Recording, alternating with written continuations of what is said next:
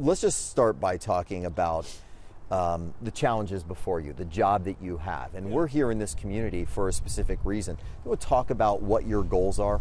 Yeah, thank you. I'm really honored to be named U.S. Attorney by President Trump. And you know, we talked a little bit beforehand.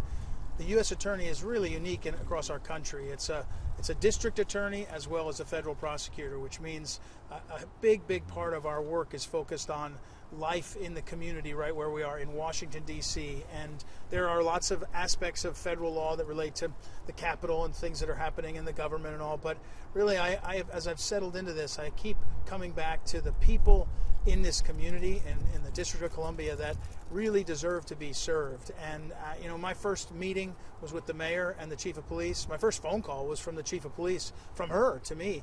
And we've talked since then almost every day about how do we get the streets safer? How do we protect kids? How do we protect seniors? And you know, I think we have to have an office, I know, that's going to focus on that and violent crime. And there are thugs with guns that are ruining the communities, and there are pop-up marijuana shops that are ruining neighborhoods. And so we have to understand that you can talk big about the future, but most people want to leave their home safely. The future will take care of itself if they can leave their home, walk to the corner, be with their friends and family. So we're going to focus on that, and we have a great team to do it.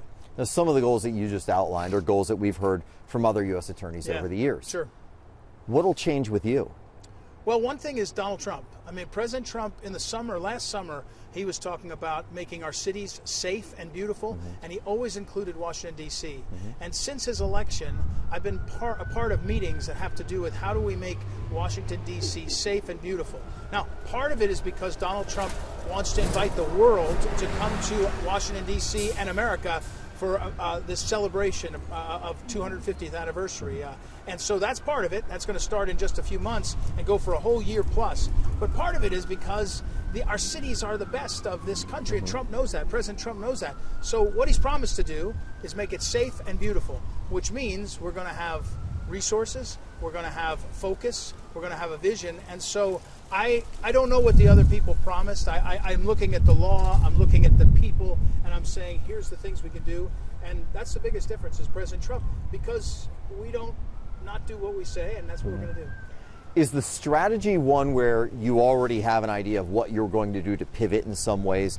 Yes. Or is it something that you're going to have to digest over a long period of time? A little bit of both. I mean, I don't want to wait because these people need to leave their house today, right? So I don't want to wait too long to think about it. But I have to do a lot of listening, right? I've spent time with law enforcement. I've spent time with some of our victims advocates. I spent time listening, looking back at the records and all.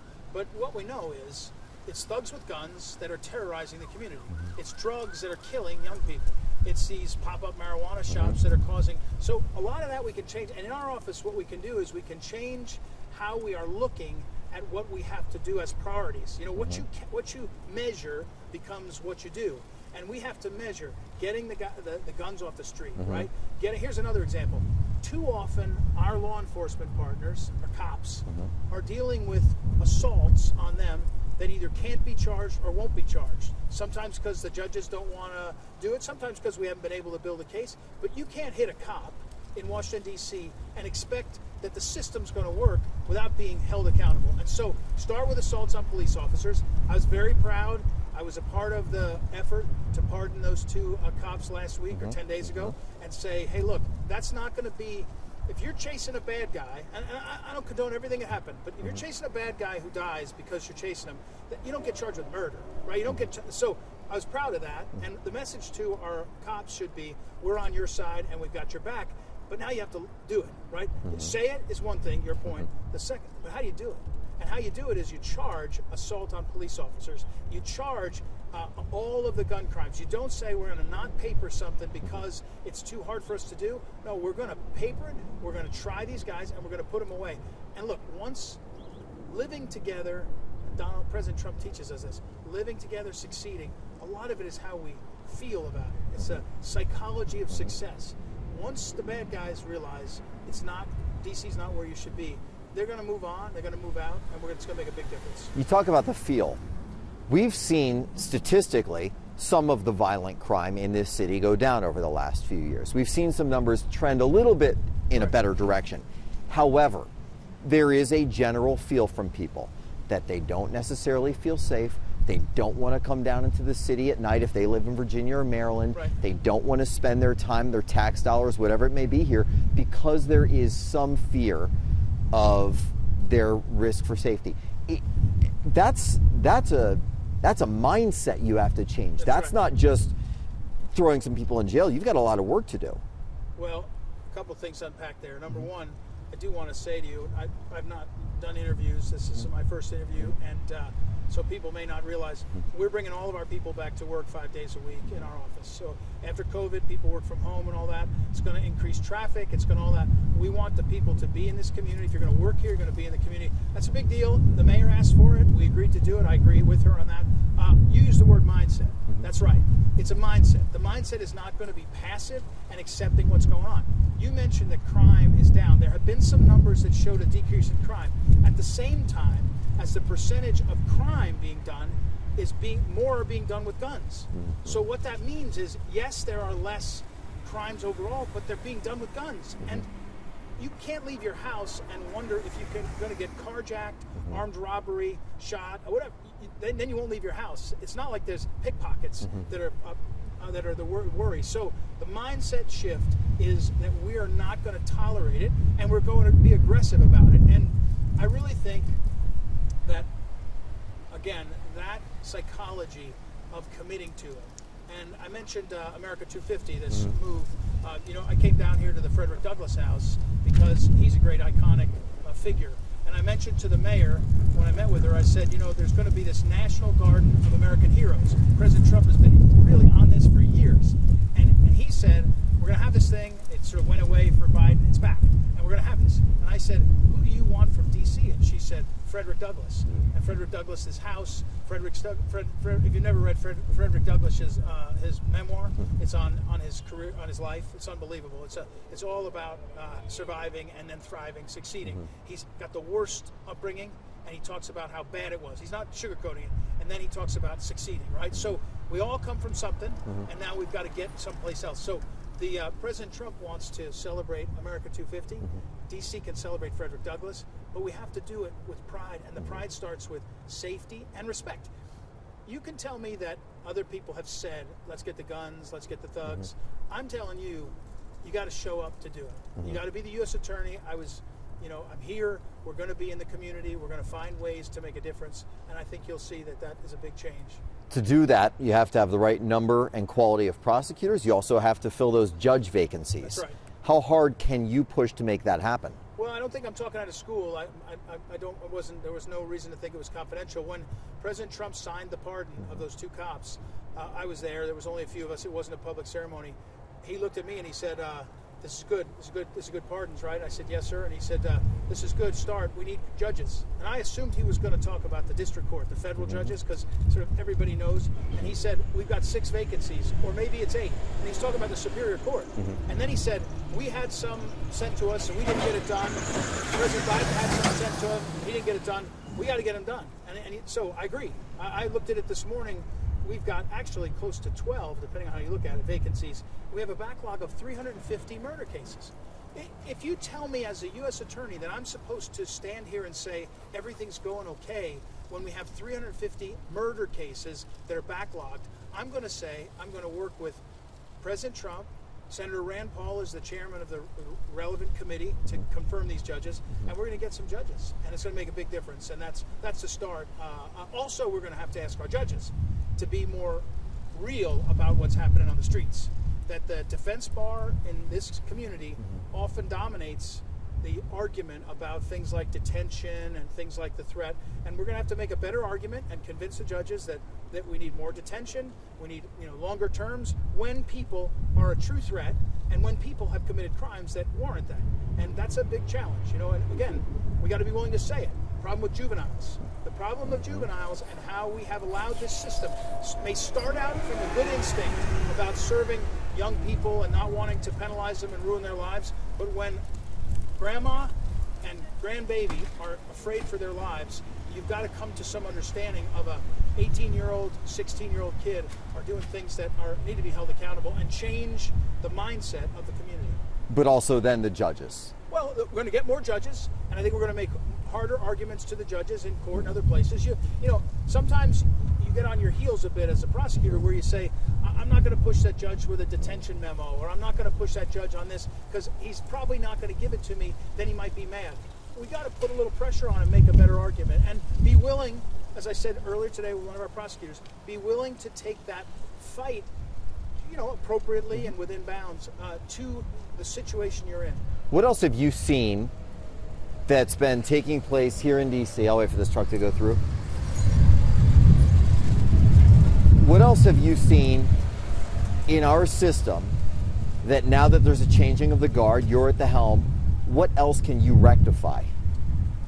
Well, I think we've touched on when you think of the office in two halves. It's not quite halves. The Superior Court was the local court, and the District Court was the federal court. Each one will have a different set of challenges.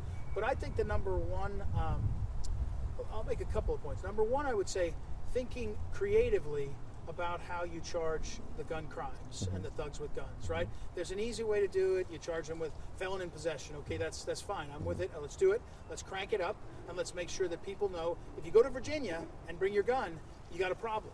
We need to make it so that these people out here, if they're going to carry guns illegally, they're going to pay a price so that it'll lessen, immediately it will lessen the way that. So that's number one. And thinking creatively about that.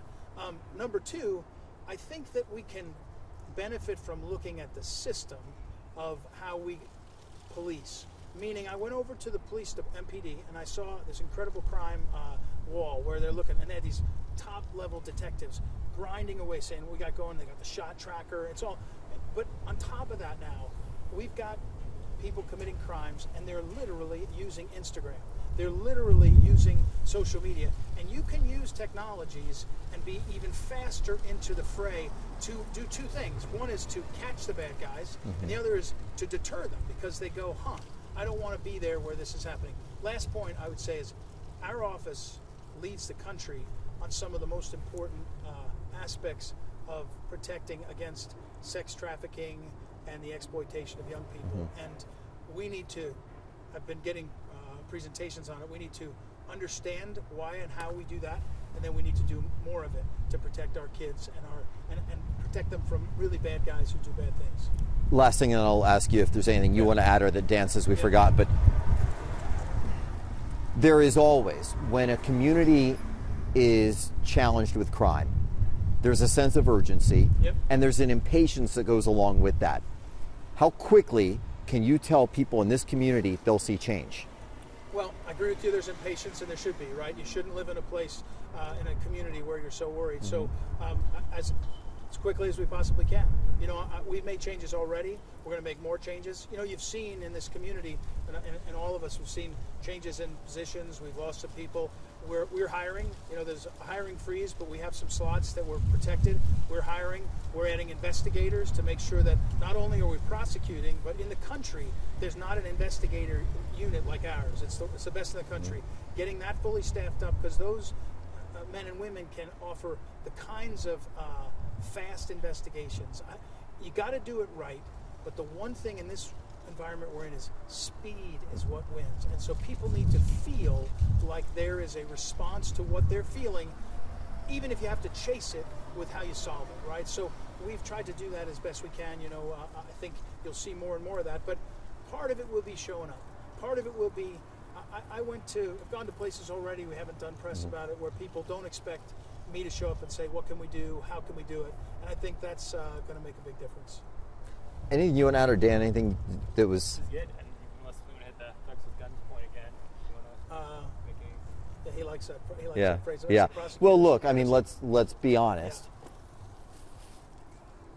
The problem for people, whether they're walking down here on W or they're walking on 14th Street after having dinner out, they're worried about guns, and they're worried about people who don't value life the way they do, and seeing them as a target for everything from their car to their jacket. Right.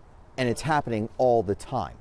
Yeah, you know, in my head, I think of it sometimes in two ways. Remember, there was a guy, he happened to be a Republican office holder, and he was carjacked in front of his wife and killed. Okay, and then I got in trouble with some of the homicide prosecutors because I was on X and I was posting about one of the cases of a 1-year-old who's killed by crossfire. Killed. You know, when you put these two buckets in your head and you say you got a community that can't go out without having to worry about crossfire that kills a 1-year-old. Right? It used to be you'd go to the bad section of town. You knew you're in the bad section. When you're in all the sections and you're worried about gun violence, that's where the thugs with guns have to be stopped. And that's where our office can say, we're making it a focus. We're going to raise the cost for you to be a thug with a gun in this district. And we're going to raise that cost whether it comes to penalties from breaking the law. We're going to raise that cost by making it more, there's going to be more scrutiny. We have ways to see who's coming, data that says what they're doing and all. And then as to the other one, you know, D.C.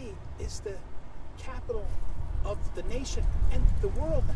Used to be New York was great, or Hollywood, or Detroit, Paris. The whole world comes to this place. That's the reality. So we should be not just the capital city. You know, if you think it's a golden age, I do think it's a golden age. We should be the golden capital city, and we should shine it because the people here are awesome. They're smart. They're energized. They got history. Even the commanders came around to things. So we can, you know, we can do that. And it starts, as you said, with a mindset, and you just kind of keep going. And I think when you think of downtown, right, you think of these carjackings and things, and you say, what happens in a year when when we have somebody visit from, you know, I don't know, Poland, or somebody comes to visit from, you know, Brazil, and they come and they're worried about being carjacked in their Uber? We got to fix that, and we can do it.